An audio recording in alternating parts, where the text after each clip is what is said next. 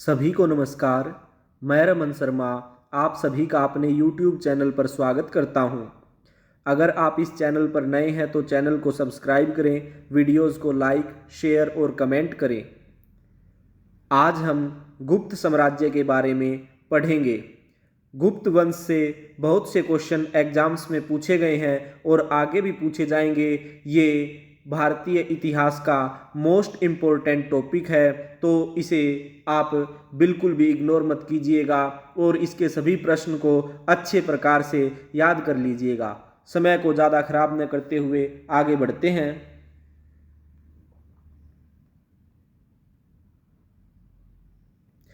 गुप्त साम्राज्य से संबंधित जो प्रश्न बनते हैं उन पर प्रकाश डालते हैं। सबसे पहले, गुप्त साम्राज्य के शासनकाल को प्राचीन भारतीय इतिहास का स्वर्णकाल कहा जाता है। तो क्वेश्चन बनेगा कि प्राचीन भारतीय इतिहास का स्वर्णकाल किस वंश के शासकों के शासन को कहा जाता है? तो गुप्त साम्राज्य या गुप्त वंश के शासकों के शासनकाल को प्राचीन भारतीय इतिहास का स्वर्णकाल कहा जाता है। अब स्वर्णकाल क्यों कहा जाता है? क्योंकि गुप्त वंश के शासनकाल में कला, साहित्य और संस्कृति का अत्यधिक मात्रा में विकास हुआ था। इस वजह से इसे भारतीय इतिहास का स्वर्णकाल कहा जाता है। नेक्स्ट क्वेश्चन, गुप्त लोग कुषाणों के सामंत थे। तो ये क्वेश्चन पूछ सकता है कि गुप्त वंश के शासक पहले किन शासकों के अधीन कार्य करते थे? कुषाण शासकों के अधीन कार्य करते थे। या फिर यह पूछ सकता है कि गुप्त वंश के लोग किस वंश के सामंत थे? तो कुषाण वंश के सामंत थे। नेक्स्ट क्वेश्चन, गुप्त वंश का राज चिन्ह क्या था? तो गुप्त वंश का राज चिन्ह भगवान विष्णु का वाहन गरुड़ था। और इस बात से यह स्पष्ट होता है कि जो गुप्त वंश के शासक थे वे भगवान विष्णु के उपासक थे, अर्थात गुप्त वंश के शासक वैष्णव धर्म को मानते थे। नेक्स्ट, गुप्त वंश की राजकीय भाषा। तो गुप्त वंश की राजकीय भाषा संस्कृत थी। मोस्ट इंपोर्टेंट क्वेश्चन है, काफी बार एग्जाम्स में पूछा गया है। नेक्स्ट क्वेश्चन, गुप्त वंश का संस्थापक। तो गुप्त वंश का संस्थापक श्रीगुप्त था। श्रीगुप्त का उत्तराधिकारी घटोत्कच। गुप्त वंश का प्रथम महान सम्राट। तो गुप्त वंश का प्रथम महान सम्राट चंद्रगुप्त प्रथम था और चंद्रगुप्त प्रथम ही गुप्त वंश का वास्तविक संस्थापक था। तो अगर क्वेश्चन ये पूछे कि गुप्त वंश का संस्थापक कौन है तो आपका आंसर होगा श्रीगुप्त। और ये पूछे कि गुप्त वंश का वास्तविक संस्थापक कौन था? तो चंद्रगुप्त प्रथम था। और चंद्रगुप्त प्रथम ही गुप्त वंश का पहला स्वतंत्र शासक था। नेक्स्ट क्वेश्चन, चंद्रगुप्त प्रथम 319 ईस्वी में राजा बना। तो यह पूछ सकता है कि चंद्रगुप्त प्रथम कब राजा बना? तो 319 ईस्वी में बना था। नेक्स्ट क्वेश्चन, चंद्रगुप्त प्रथम ने 319 ईस्वी में गुप्त संवत की शुरुआत की। जब चंद्रगुप्त प्रथम राजा बना 319 ईस्वी में तो उसने राजा बनते ही गुप्त संवत की शुरुआत की और ये गुप्त संवत के ऊपर आधारित कैलेंडर जारी किया। नेक्स्ट क्वेश्चन, गुप्त संवत और शक संवत के बीच 241 वर्षों का अंतर है। तो क्वेश्चन पूछ सकता है कि गुप्त वंश संवत और शक संवत के बीच कितने वर्षों का अंतर है? तो 241 वर्षों का अंतर है। अब क्वेश्चन पूछ सकता है कि गुप्त संवत को किसने जारी किया? तो चंद्रगुप्त प्रथम ने जारी किया था। नेक्स्ट पूछ सकता है कि शक संवत को किसने जारी किया था? तो कुषाण शासक कनिष्क ने शक संवत को जारी किया था। नेक्स्ट क्वेश्चन, चंद्रगुप्त प्रथम ने महाराजाधिराज की उपाधि धारण की। तो क्वेश्चन पूछ सकता है कि गुप्त वंश के किस शासक ने महाराजाधिराज की उपाधि धारण की? तो चंद्रगुप्त प्रथम ने धारण की थी। आगे बढ़ते हैं। चंद्रगुप्त प्रथम ने लिच्छवी राजकुमारी कुमार देवी से विवाह किया। इस विवाह के बाद चंद्रगुप्त प्रथम को वैशाली का राज्य प्राप्त हुआ।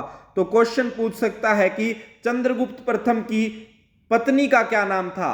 कुमार देवी नाम था। और पूछ सकता है कि गुप्त वंश के शासक चंद्रगुप्त प्रथम की पत्नी कुमार देवी किस वंश से संबंधित थी? तो लिच्छवी वंश से संबंधित थी। और चंद्रगुप्त ने जब कुमार देवी से विवाह किया तो उसके बाद उन्हें दहेज में वैशाली का राज्य मिला था, तो इस कारण से वैशाली का राज्य भी उन्हें मिल गया था। आगे बढ़ते हैं। गुप्त वंश का प्रथम शासक जिसने सबसे पहले सोने के सिक्के जारी किए, तो गुप्त वंश में सबसे पहले सोने के सिक्के जारी करने वाला राजा चंद्रगुप्त प्रथम था। नेक्स्ट क्वेश्चन, भारतीय इतिहास में सर्वाधिक सोने के सिक्के जारी करने वाला वंश कौन सा है? तो सर्वाधिक सोने के सिक्के जारी करने वाला वंश गुप्त वंश है। अगर आपसे यह क्वेश्चन पूछे कि भारत में सबसे पहले सोने के सिक्के जारी करने वाला वंश कौन है, तो हिंद यूनानियों ने जारी किए थे। फिर पूछ सकता है कि भारत में सर्वाधिक शुद्ध सोने के सिक्के किसने जारी किए, तो कुषाणों ने सर्वाधिक शुद्ध सोने के सिक्के जारी किए। फिर पूछ सकता है कि सर्वाधिक मात्रा में सोने के सिक्के जारी किसने किए, तो सर्वाधिक मात्रा में सोने के सिक्के गुप्त वंश के शासकों ने जारी किए। नेक्स्ट क्वेश्चन, चंद्रगुप्त प्रथम का उत्तराधिकारी, तो चंद्रगुप्त प्रथम का उत्तराधिकारी समुद्रगुप्त था। नेक्स्ट क्वेश्चन बनेगा, समुद्रगुप्त कब राजा बना? तो समुद्रगुप्त 335 ईस्वी में राजा बना था। नेक्स्ट क्वेश्चन, समुद्रगुप्त स्वयं को लिच्छवी दोहित्र कहने में गर्व महसूस करता था। तो क्वेश्चन पूछ सकता है कि गुप्त वंश का कौन सा शासक स्वयं को लिच्छवी दोहित्र कहने में गर्व महसूस करता था? तो समुद्रगुप्त। और यह पूछ सकता है कि समुद्रगुप्त की माता का क्या नाम था? तो समुद्रगुप्त की माता कुमार देवी थी। नेक्स्ट क्वेश्चन की तरफ बढ़ते हैं। समुद्रगुप्त ने आर्यावर्त के 9 शासकों और दक्षिणावर्त के 12 शासकों को पराजित किया। तो क्वेश्चन पूछ सकता है कि समुद्रगुप्त ने आर्यावर्त के कितने शासकों को पराजित किया? 9 शासकों को पराजित किया। और पूछे कि दक्षिणावर्त के कितने शासकों को पराजित किया? 12 शासकों को पराजित किया। नेक्स्ट क्वेश्चन, भारत का नेपोलियन किसे कहा जाता है? तो भारत का नेपोलियन समुद्रगुप्त को कहा जाता है। और अगर यह पूछे कि समुद्रगुप्त को सबसे पहले भारत का नेपोलियन किसने कहा, तो विंसेंट स्मिथ ने भारत का नेपोलियन समुद्रगुप्त को कहा था। नेक्स्ट क्वेश्चन की तरफ बढ़ते हैं। समुद्रगुप्त ने दिग्विजय की योजना बनाई थी। प्रयाग प्रशस्ति के अनुसार इस योजना का उद्देश्य धरणीबंध था। जो समुद्रगुप्त था उसने दिग्विजय यानी पूरी धरती को अपने ध्वज के तले लाने का निर्णय किया था, या फिर दिग्विजय यानी सभी राजाओं को हराकर अपने अधीन करने की योजना बनाई थी, और जिसका उल्लेख कहां मिलता है? प्रयाग प्रशस्ति में मिलता है। और क्या उल्लेख मिलता है कि इस योजना के अनुसार वह धरणीबंध करना चाहता था। धरणीबंध का अर्थ है धरती को बांधना। नेक्स्ट क्वेश्चन, प्रयाग प्रशस्ति का अन्य नाम क्या है? तो प्रयाग प्रशस्ति का अन्य नाम इलाहाबाद प्रशस्ति है, और इलाहाबाद उत्तर प्रदेश में है, और इलाहाबाद का नाम बदलकर योगी सरकार ने प्रयाग रखा है। नेक्स्ट क्वेश्चन पूछ सकता है, प्रयाग प्रशस्ति का रचनाकार कौन है? तो प्रयाग प्रशस्ति का रचनाकार हरिशेन है। अब हरिशेन कौन था? हरिशेन समुद्रगुप्त का दरबारी कवि था। क्वेश्चन पूछ सकता है कि समुद्रगुप्त का दरबारी कवि कौन था? हरिशेन था। नेक्स्ट क्वेश्चन की तरफ बढ़ते हैं। समुद्रगुप्त ने सैन्य विजय के बाद एक अश्वमेध यज्ञ भी किया था और अश्वमेधकर्ता की उपाधि धारण की। तो क्वेश्चन पूछ सकता है आपसे कि गुप्त वंश के किस शासक ने अश्वमेधकर्ता की उपाधि धारण की? तो समुद्रगुप्त ने धारण की थी। अब यह पूछ सकता है कि समुद्रगुप्त ने कितने अश्वमेध यज्ञ किए? एक अश्वमेध यज्ञ किया था। नेक्स्ट क्वेश्चन, परम भागवत की उपाधि धारण करने वाला पहला गुप्त शासक? तो समुद्रगुप्त था। या यह पूछ सकता है कि समुद्रगुप्त ने कौन सी उपाधि धारण की? परम भागवत की उपाधि धारण की थी। नेक्स्ट क्वेश्चन, गया और नालंदा से मिले 2 ताम्रलेखों में समुद्रगुप्त को परम भागवत कहा गया है। क्वेश्चन पूछ सकता है कि किस ताम्रलेख में समुद्रगुप्त को परम भागवत कहा है? गया और नालंदा के ताम्रलेख में कहा गया है। नेक्स्ट क्वेश्चन, समुद्रगुप्त संगीत प्रेमी था। इस बात का कैसे पता लगेगा कि वो संगीत प्रेमी था? क्योंकि समुद्रगुप्त के जो सिक्के प्राप्त हुए हैं उन सिक्कों पर समुद्रगुप्त को वीणा बजाते हुए दर्शाया गया है। इस वजह से यह बात पता चलती है कि समुद्रगुप्त संगीत प्रेमी था। नेक्स्ट क्वेश्चन की तरफ बढ़ते हैं। क्वेश्चन पूछ सकता है आपसे, किस शासक के सिक्कों पर उसे वीणा बजाते हुए दर्शाया गया है? तो समुद्रगुप्त को दर्शाया गया है। नेक्स्ट क्वेश्चन है, समुद्रगुप्त के सोने के सिक्कों पर कांच नाम उत्कीर्ण है। तो पूछ सकता है कि किस शासक के सिक्कों पर कांच नाम लिखा हुआ था या उत्कीर्ण था? तो समुद्रगुप्त के सिक्कों पर। नेक्स्ट क्वेश्चन, श्रीलंका के शासक मेघवर्मन ने बोधगया में एक बौद्ध विहार के निर्माण की अनुमति पाने के लिए अपना राजदूत समुद्रगुप्त के पास भेजा। तो क्वेश्चन पूछ सकता है कि मेघवर्मन कहां का शासक था? तो मेघवर्मन श्रीलंका का शासक था। अब क्वेश्चन पूछ सकता है कि किस शासक ने समुद्रगुप्त के पास अपना राजदूत भेजा था? तो श्रीलंका के शासक मेघवर्मन ने भेजा था। अब नेक्स्ट क्वेश्चन ये पूछ सकता है कि श्रीलंका के शासक मेघवर्मन ने समुद्रगुप्त के पास अपना राजदूत भेजा था, वो किस कार्य के लिए भेजा था? तो बोधगया में बौद्ध विहार बनाने की अनुमति के लिए भेजा था। अब पूछ सकता है बोधगया कहां है? बोधगया बिहार में है। नेक्स्ट क्वेश्चन की तरफ बढ़ते हैं। समुद्रगुप्त ने बौद्ध भिक्षु वसुबंधु को संरक्षण दिया था। अब पूछ सकता है कि वसुबंधु को किस गुप्त शासक ने संरक्षण दिया था? तो समुद्रगुप्त ने दिया था। या पूछ सकता है कि समुद्रगुप्त ने किस बौद्ध भिक्षु को संरक्षण दिया? वसुबंधु को दिया था। नेक्स्ट क्वेश्चन की तरफ बढ़ते हैं। समुद्रगुप्त एक उच्च कोटि का कवि था। क्वेश्चन आपसे इस प्रकार से पूछा जा सकता है कि कौन सा गुप्त शासक एक उच्च कोटि का कवि था? तो समुद्रगुप्त था। समुद्रगुप्त ने कविराज के नाम से कई कविताएं भी लिखी हैं, इसलिए समुद्रगुप्त को कविराज भी कहा जाता है। नेक्स्ट क्वेश्चन, समुद्रगुप्त के बाद रामगुप्त शासक बना, लेकिन रामगुप्त एक कमजोर शासक था, इसलिए उसके बाद जो राजा बना वो था चंद्रगुप्त द्वितीय। तो चंद्रगुप्त द्वितीय कब राजा बना? तो 380 ईस्वी में चंद्रगुप्त द्वितीय राजा बना। चंद्रगुप्त द्वितीय ने विक्रमादित्य की उपाधि धारण की। अब क्वेश्चन पूछ सकता है कि किस गुप्त शासक ने विक्रमादित्य की उपाधि धारण की? चंद्रगुप्त द्वितीय ने। और नेक्स्ट क्वेश्चन बनेगा, भारतीय इतिहास का सबसे प्रसिद्ध विक्रमादित्य कौन था? गुप्त शासक चंद्रगुप्त द्वितीय था। नेक्स्ट क्वेश्चन की तरफ बढ़ते हैं। शकों पर विजय के उपलक्ष्य में चंद्रगुप्त द्वितीय ने चांदी के सिक्के जारी किए। तो क्वेश्चन पूछ सकता है कि किस गुप्त शासक ने शकों को हराया? चंद्रगुप्त द्वितीय ने हराया। नेक्स्ट पूछ सकता है कि शकों पर विजय के उपलक्ष्य में चंद्रगुप्त द्वितीय ने कौन से सिक्के जारी किए? चांदी के सिक्के जारी किए। फिर पूछ सकता है कि शकों पर विजय के उपलक्ष्य में चंद्रगुप्त द्वितीय ने कौन सी उपाधि धारण की? तो शकारी की उपाधि धारण की थी। नेक्स्ट क्वेश्चन, चंद्रगुप्त द्वितीय की प्रथम राजधानी क्या थी? तो पहली राजधानी पाटलिपुत्र में थी चंद्रगुप्त द्वितीय की, लेकिन उसने फिर अपनी दूसरी राजधानी बनाई उज्जैनी को। तो पूछ सकता है कि चंद्रगुप्त द्वितीय ने अपनी दूसरी राजधानी किसे बनाया? उज्जैनी को बनाया। नेक्स्ट क्वेश्चन, चंद्रगुप्त द्वितीय ने व्याघ्र शैली के सिक्के जारी किए। क्वेश्चन पूछ सकता है कि व्याघ्र शैली के सिक्के किस शासक ने जारी किए? चंद्रगुप्त द्वितीय ने किए। नेक्स्ट क्वेश्चन, चंद्रगुप्त द्वितीय का काल साहित्य और कला का स्वर्ण युग कहा जाता है। तो यह पूछ सकता है कि किस गुप्त शासक के काल को साहित्य और कला का स्वर्ण युग कहा जाता है? चंद्रगुप्त द्वितीय के काल को कहा जाता है। नेक्स्ट क्वेश्चन की तरफ बढ़ते हैं। चंद्रगुप्त द्वितीय ने अपनी पुत्री प्रभावती का विवाह वाकाटक शासक रुद्रसेन द्वितीय से किया था। क्वेश्चन पूछ सकता है कि चंद्रगुप्त द्वितीय की पुत्री का क्या नाम था? तो प्रभावती नाम था। नेक्स्ट पूछ सकता है चंद्रगुप्त द्वितीय ने अपनी पुत्री का विवाह किससे किया? रुद्रसेन द्वितीय से किया।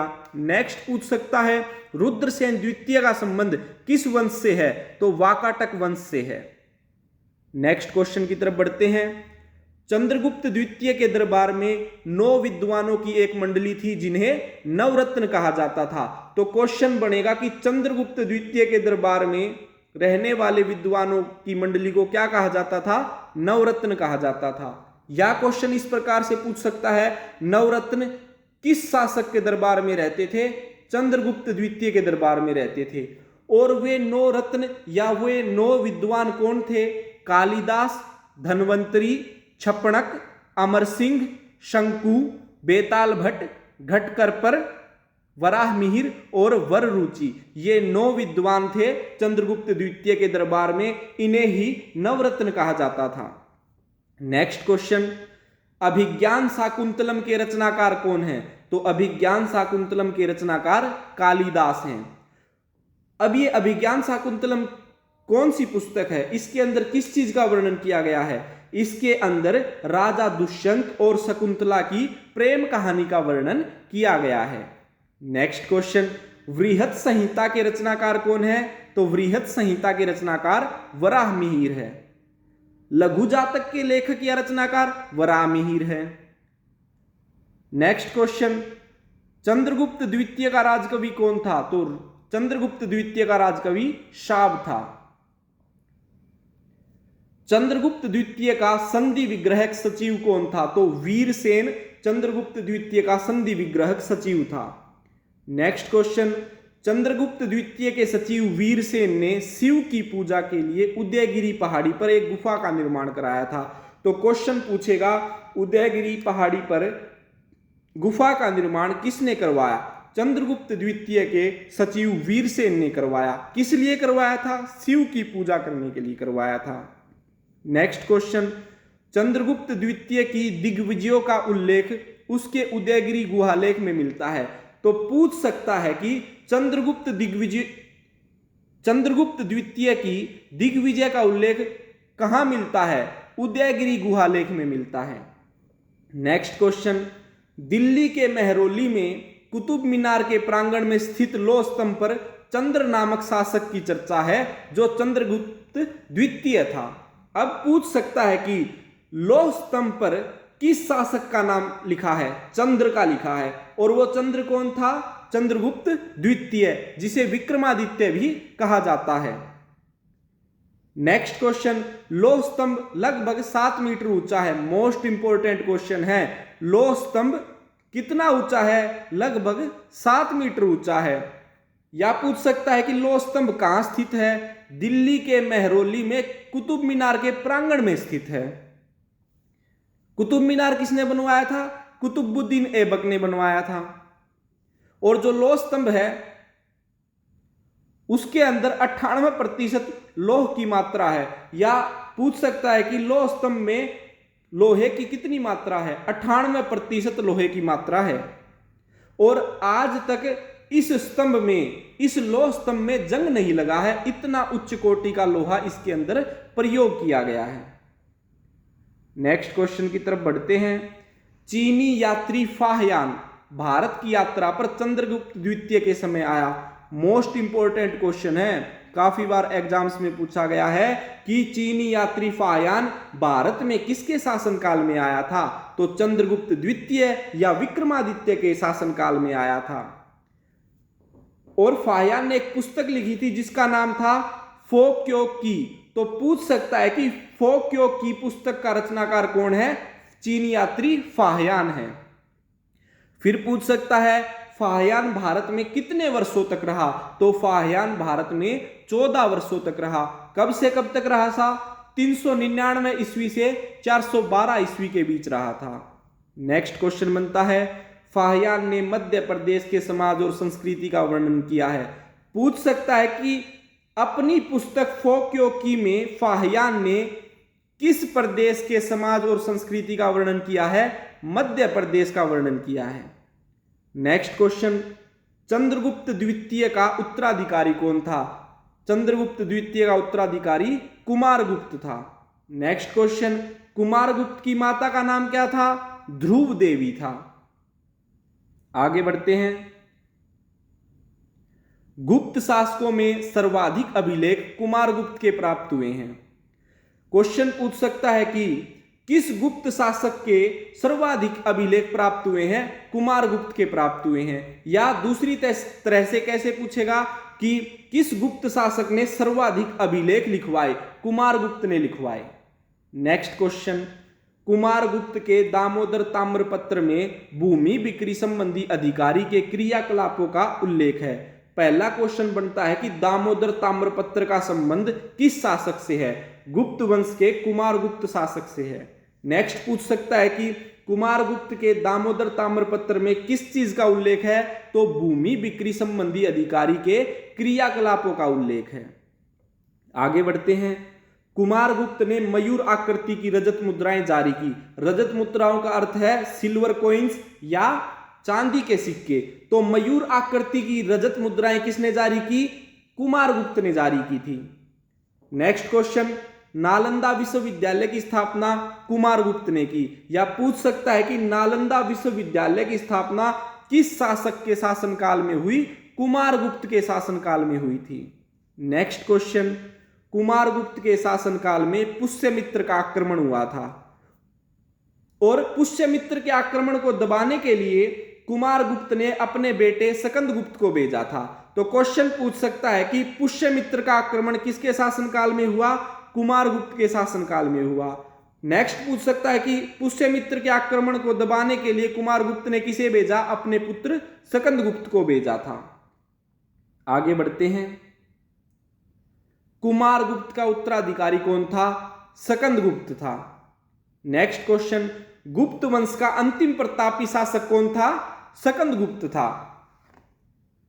और सकंदगुप्त ने 455 ईस्वी में हूणों को पराजित किया था। नेक्स्ट क्वेश्चन, भारत पर हूणों का आक्रमण सकंदगुप्त के शासनकाल में शुरू हुआ। तो क्वेश्चन पूछेगा कि भारत पर हूणों का आक्रमण किस शासक के शासनकाल में शुरू हुआ? तो सकंदगुप्त के शासनकाल में शुरू हुआ। और सकंदगुप्त ने हूणों को कब हराया? 455 ईस्वी में हराया। नेक्स्ट क्वेश्चन, हूणों के आक्रमण से भारत की सुरक्षा करने का श्रेय किसको जाता है? सकंदगुप्त को जाता है। आगे बढ़ते हैं, सकंदगुप्त ने 466 ईस्वी में चीनी सांग सम्राट के दरबार में अपना राजदूत भेजा। तो क्वेश्चन बनेगा सकंदगुप्त ने कब चीनी सांग सम्राट के दरबार में अपना राजदूत भेजा? 466 ईस्वी में भेजा था। नेक्स्ट क्वेश्चन, सकंदगुप्त ने गिरनार पर्वत पर स्थित सुदर्शन झील का पुनरुद्धार करवाया था। तो क्वेश्चन पूछ सकता है कि किस गुप्त शासक ने सुदर्शन झील का पुनरुद्धार करवाया था? तो सकंदगुप्त ने करवाया था। और इस कार्य के लिए उसने किसे नियुक्त किया था? सौराष्ट्र के गवर्नर प्रणदत्त के पुत्र चक्रपालित को नियुक्त किया था। और नेक्स्ट क्वेश्चन बनता है, गुप्त वंश का अंतिम शासक कौन था? तो गुप्त वंश का अंतिम शासक विष्णुगुप्त था। अगर ये पूछे कि गुप्त वंश का अंतिम प्रतापी शासक कौन था? तो सकंदगुप्त। और ये पूछे कि गुप्त वंश का अंतिम शासक? तो विष्णुगुप्त। तो आज हमने गुप्त वंश से संबंधित महत्वपूर्ण प्रश्नों के ऊपर चर्चा की, जो बहुत ही मोस्ट इंपॉर्टेंट है। इन्हें अच्छे से याद कर लीजिएगा। आशा करता हूं आपको यह वीडियो अच्छी लगी होगी। धन्यवाद। जय हिंद, जय भारत।